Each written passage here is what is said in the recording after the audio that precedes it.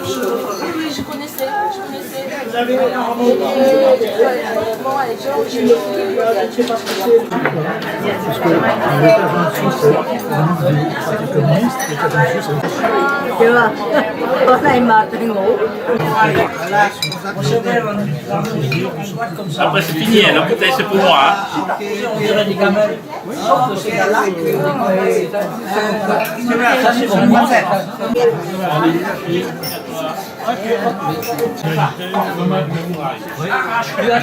Il vient de te faire apprendre à manger. Vô.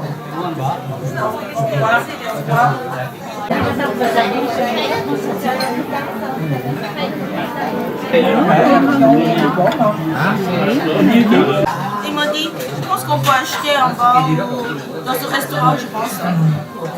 Nous sommes d'accord.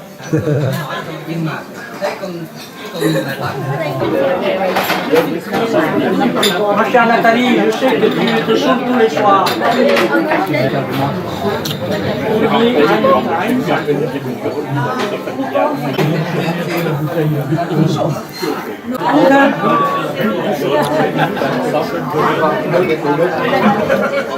Mais c'est ça.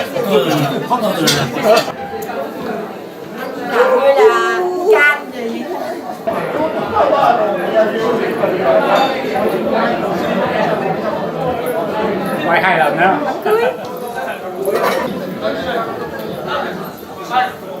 Để coi sake có phê không?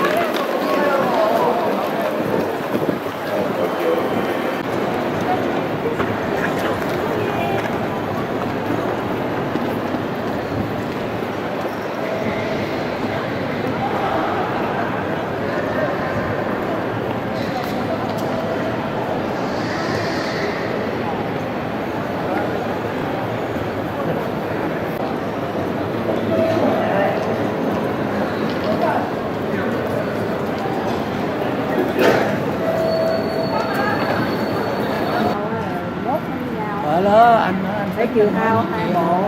nó lạc. Nó lạc cái mà nó giao qua lưng.